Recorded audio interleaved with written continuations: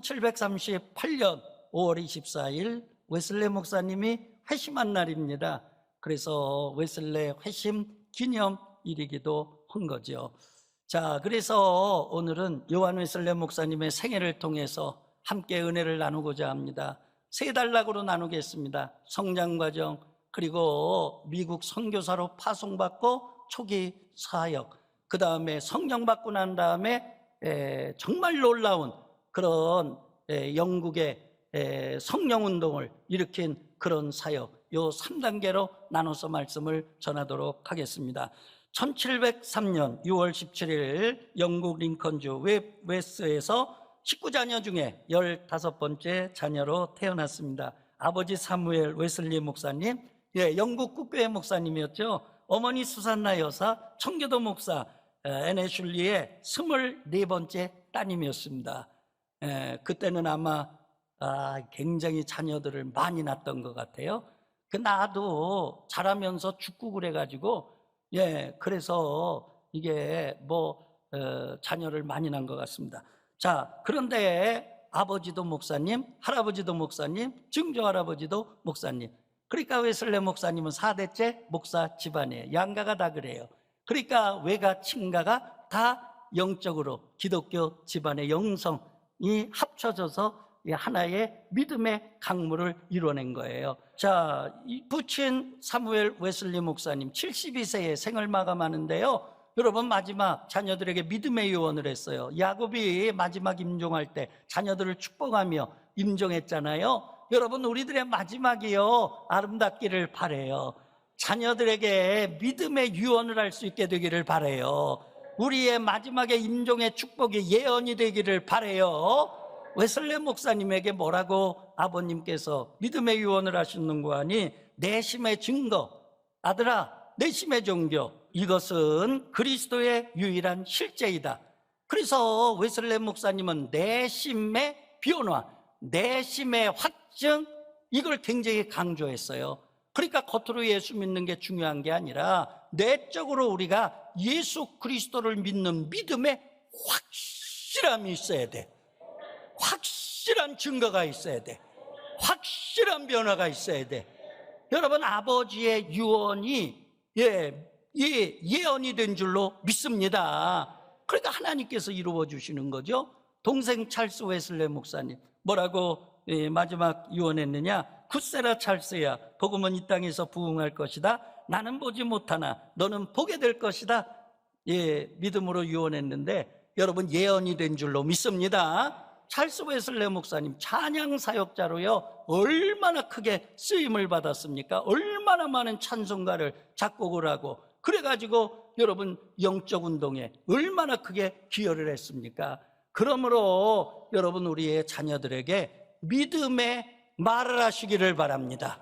그게 기도가 되고 예언이 되기를 바랍니다. 하나님이 이루어 주실 줄로 믿습니다. 자, 어린 시절 목회자 집안이라고 하는 게 가난할 수밖에 없죠. 굉장히 가난했어요. 6살 때 집에 화재가 났어요. 전소가 됐습니다. 다 타버렸습니다. 그때는 다 나무집이니까. 근데 여러분, 웨슬리 목사님이요 2층에 있었는데 구출을 받았어요. 극적으로 구출을 받았어요. 그래서 자신을 소개할 때마다 스가랴 3장 2절에 나오는 불꽃에 타다 남은 조각, 불꽃에서 건져진 조각, 그렇게 자신을 소개했다고 그러죠. 자, 수산나 여사 어머니 철저하게 신앙으로 교육했어요. 어려서는 라틴어, 그리스어 이런 고전 언어들 가르쳐가지고 성경을 읽도록 그렇게 만들었고요. 그 다음에 뿐만 아니라 성경, 기도, 교리문답, 성고, 암송, 언어 역사, 아주 다방면에 걸쳐서 이 학문, 식견을 넓히도록 그렇게 교육을 했습니다. 중요한 게 2가지거든요. 아주 규칙적인 생활, 그 다음에 품격 있는 언어, 그 다음에 어려서부터 굉장히 많은 이제 고전을 읽게 했죠. 자, 그런데 여러분, 이 요한 웨슬레 목사님은 신앙, 믿음만 좋은 게 아니라 공부도 잘했어요. 17세 때 옥스퍼드 대학 입학했거든요. 그리고 공부 잘했어요. 그리고 졸업하고 나서도 옥스퍼드 대학에서 안 놔줘요. 대학에서 연구원으로, 그 다음에 가르치는 그런 교수로 남아달라. 그래가지고 그 옥스퍼드 대학에서 이제 22살 때 성직자가 되기로 결심을 하고 25살에 목사 안수 받고 그래가지고 26세부터 이제 대학에서 근무를 하고 그러는데 근데 그때 어떤 활동을 했느냐? 홀리클럽을 조직한 거예요. 그 오늘날 홀리클럽의 출발이 요한웨슬레 목사님 옥스퍼드 대학에서 시작이 된 겁니다. 학원 복음합니다. 한마디로 말하면 그래 홀리클럽이라고 하는 게 뭐냐? 아주 규칙적인 신앙생활 운동입니다. 매일 밤 6시에 모여서 9시까지 성경 읽고 그 다음에 기도 훈련하고 그리고 매주 성만찬 거행하고 금요일 날마다 금식하고 이걸로만 끝나지 않았어요. 여러분 감옥의 교도소를 방문해서 죄수들에게 전도해서 그들을 변화시키고 아멘 병자들을 신방하고 위로하고 할렐루야 가난한 자들 구제하는 그러니까 나만 예수 믿고 끝난다 그저 입으로만 주여 주여 그런 신앙이 아니라 신행일치의 삶을 여러분 살아나간 줄로 믿습니다. 자, 청년 시절에 삶을 변화시킨 3가지 책이 있어요. 어려서부터 어머니께서 고전을 익혔죠. 특별히 믿음의 위인들에 대한 그런 걸 익혔거든요. 왜 믿음의 위인전이 중요하냐? 그걸 읽으면서 롤모델을 삼는 거예요. 닮아감의 법칙이 적용되는 거예요. 그 책을 읽으면서 감동을 받아요. 나도 이런 사람처럼 살아야 되겠다. 닮아감의 법칙. 그래서 결국은 그런 길로 나가게 되는 거죠. 자, 변화시킨 3가지 책이 뭐냐? 첫 번째는 22살 때 제레미 테일러 감독의 거룩한 삶과 죽음. 이 책을 읽고요. 의지의 순결성 깨닫고서 성직자 되기로 결심을 했습니다. 23살 때 토마스 캠퍼스의 그리스도를 본받아 읽고 진심으로 자신을 하나님께 헌신하기로 결심했습니다. 24살에서 25살 때 윌리엄 로우의 그리스도인의 완전론 그리고 중대한 부름 읽고 자신을 온전히 평생 주님께 바치기로 결심했습니다. 할렐루야. 그러니까 요한웨슬레 목사님은 성경만 읽은 게 아니에요. 그래서 요한웨슬레 목사님이 외치잖아요. 크리스천이라고 하는 건 뭐냐? 한 손에 성경, 한 손엔 신문. 그러니까 한 손엔 성경, 한 손엔 독서. 아멘입니까? 그래서 정말 폭넓은 그리스도인, 역사와 시대를 껴안는 그리스도인, 세상을 껴안는 그리스도인, 여러분 그런 신앙인을 우리 요한웨슬레 목사님이 추구한 줄로 믿습니다. 자, 2단계로 넘어갑니다. 자, 22살 때 목회자가 되기로 결심하고 25살 때 성직자가 됐습니다. 32살 때 미국의 조지아주 선교사로 파송을 받았습니다. 공부 잘했습니다. 규칙적으로 성경 공부했습니다. 기도 훈련했습니다. 그런데 문제는 이거는 꽉 차 있는데 뜨거움이 없어. 이게 없어. 이거는 100점인데 이게 없어. 그래서 미국에 가서 선교했는데 2년 4개월 만에요. 번아웃. 영적으로 지쳐가지고 아무 열매도 못 맺었습니다. 아무 결과도 못 맺었습니다. 그냥 영적으로 번아웃이 돼가지고 그래가지고 실패하고 영국으로 돌아옵니다. 자, 그런데 그런 과정을 통해서 하나님은 훈련하시는 거죠. 그러니까 하나님의 계획 없는 게 없어요. 뭐를 경험했느냐? 영국에서 미국을 가려면 배를 타고 가야 돼요. 배를 타고 가는데 큰 풍랑을 만났습니다. 아마 사도행전에 나온 유라굴라 광풍 같은 거. 막 배가 파산할 지경입니다. 이리 뒹굴고 저리 모두가 다 두려움에 떱니다. 아이고 죽으면 어떡하. 근데 배 밑에서 찬송 소리가 들려요. 이게 뭔가? 요한웨슬레 목사님은 두려움에 떠는 거예요. 지금 죽었다. 그래 내려가 보니까 모리비안 교도들이 하나님께 찬송하고 기도하고 근데 그들의 표정을 보니까 평안해. 기쁨이 넘쳐. 왜? 살아계신 하나님을 믿어요. 하나님의 인도하심을 믿어요. 하나님의 지켜주심을 믿어요. 하나님께 맡기는 거예요. 확신 있는 거예요. 그런 신앙을 보고 자신의 믿음 없음을 깨닫고 회개합니다. 할렐루야. 여러분, 우리가 우리 자신을 뒤다볼 줄 알게 되기를 바라고요. 그 다음에 믿음이 여러분 이 확신으로, 열정으로, 뜨거움으로 가득 차기를 바랍니다. 그래서 요한 웨슬레 목사님이 돌아오면서 각오하죠. 내가 모리비안 교도들에게 가서 그걸 배워야 되겠다. 예, 이거 100점 플러스 이거 100점이 돼야 되겠다. 할렐루야. 그래가지고 돌아오자마자 어디를 가느냐, 모리비안 교도들 본거지, 예, 마리엔볼은 그리고 헤르누트라고 하는 데 가서 3개월 동안 먹고 자고 그들과 같이 영성 수련을 합니다. 그들의 영성을 배웁니다. 거기서 배운 게 뭐냐? 믿음의 산, 증거, 믿음의 확신이에요. 할렐루야. 그래서 거기서 뜨거운 신앙을 체험하게 되는 거죠. 자, 세 번째 단계입니다. 여러분, 웨슬레의 회심과 성령 세례 사건입니다.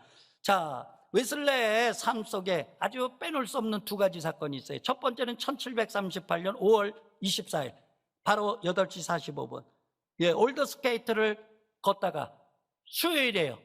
그래서 작은 예배당에 들어갔습니다. 예배당에 들어갔더니 로마서 주석을 읽고 있는 거예요. 앞에 설교자가. 근데 로마서 1장 17절을 읽는데 그 말씀을 듣는 가운데 강력한 성령이 임재해서 여러분 역사적으로 회심한 줄로 믿습니다. 하나님 앞에 회심한 거예요. 강하게 회심한 거예요.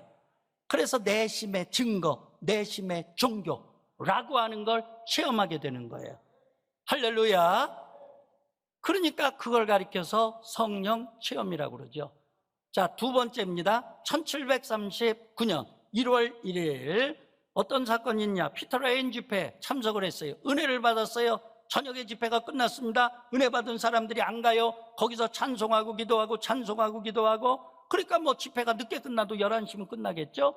근데 새벽 3시에 여러분 강력한 성령 세례를 체험한 줄로 믿습니다.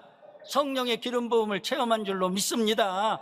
요한 웨슬레 목사님 늘 일기를 쓰셨어요. 그래서 그분의 일기를 정리하면 그분의 삶을 또 그분의 모든 신앙을 이해할 수가 있는데 일기장에 뭐라고 기록을 해놨느냐? 새벽 3시 하나님의 능력이 강하게 우리에게 임하여 여러 사람들이 땅에 쓰러졌다.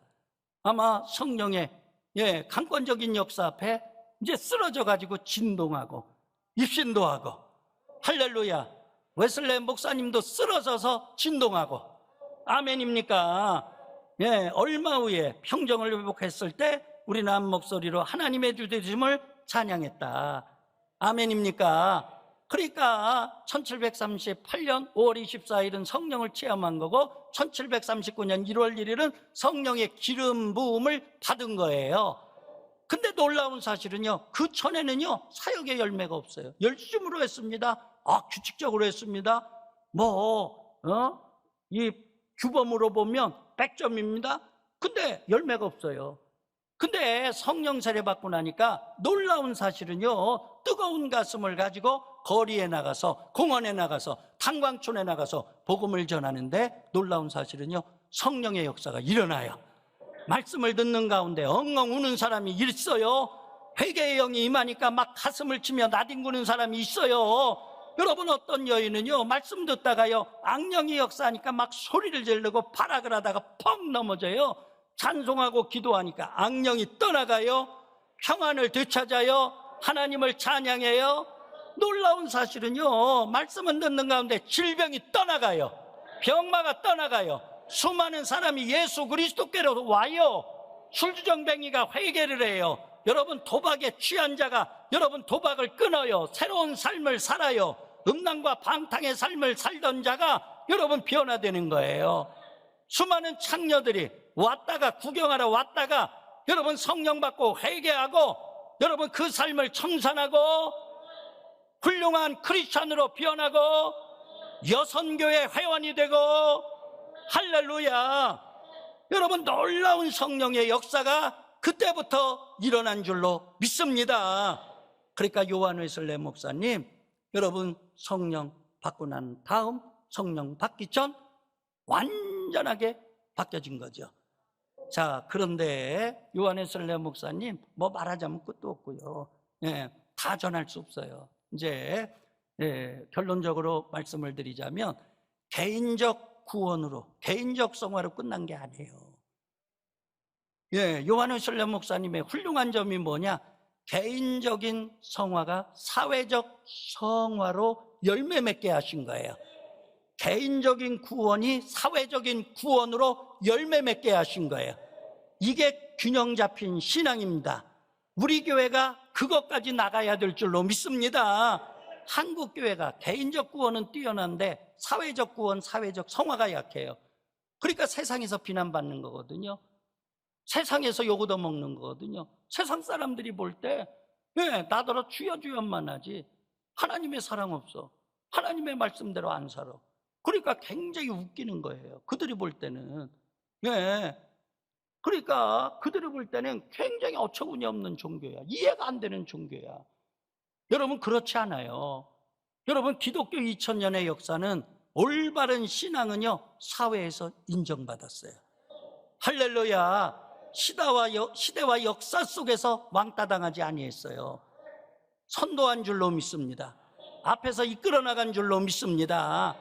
여러분, 요한웨슬레 목사님이 이 성령운동이 나타나니까 놀라운 사실은요, 술집이 없어져 버려요. 교도소가 문을 닫아요. 아멘입니까? 자, 봐보세요. 그다음에 빈민은행을 설립해서 빈민들에게 저리로 융자해줘요. 그 다음에 빈민학교를 설립을 했죠. 과부, 그 다음에 탄광촌의 자녀들 공부 가르칠 수가 없어요. 그때는 귀족학교니까.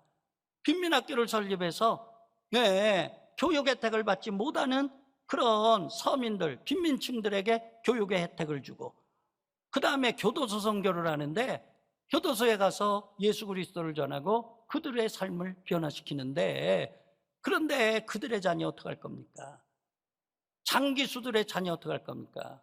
아버지가 죄져서 교도소 갔지만 그 자식이 죄가 있습니까? 그래서 교도소 죄수들을 위한, 자녀를 위한 학교를 설립을 해요. 그래가지고 자녀들을 훌륭하게 교육해서 위대한 인물을 배출한 줄로 믿습니다. 뿐만 아니라 무료 진료소를 설립을 해가지고 빈민들에게 의료 혜택 받게 하고, 돈 없어서 그때 병원 못 가니까. 그 다음에 뿐만 아니라 부자들, 돈 있는 자들에게 돈도 걷고 옷도 걷고 음식도 걷고, 그래서 가난한 자들에게 나눠주는 거예요. 그러니까 오늘날로 말하면 푸드뱅크 사업이죠. 여러분, 그런 걸 한 거예요. 그러니까 우리의 신앙이 교회 안에 머물러 있으면 안 됩니다. 사회에 꽃을 펴야 될 줄로 믿습니다. 사회에서 열매 맺어야 될 줄로 믿습니다. 그러니까 개인의 구원이 사회적 성화까지 나가야 된다는 거죠. 그것이 감리교 정신이요, 그것이 웨슬레의 영성이요, 그것이 하나님이 원하시는 그런 균형 잡힌 신앙인인 줄로 믿습니다. 우리 교회가 그런 영적인 브랜드를 가지고 나가게 되기를 바랍니다. 여태까지 그런 신앙의 브랜드를 가지고 왔는데 이 브랜드가 더 확대되기를 바랍니다. 더 꽃이 피기를 바랍니다. 더 열매 맺기를 바랍니다. 할렐루야. 교회 안에 머물러 있지 맙시다. 개인권으로 끝나지 맙시다. 사회에서 왕따당하지 맙시다. 고립되지 맙시다. 욕 얻어먹지 맙시다.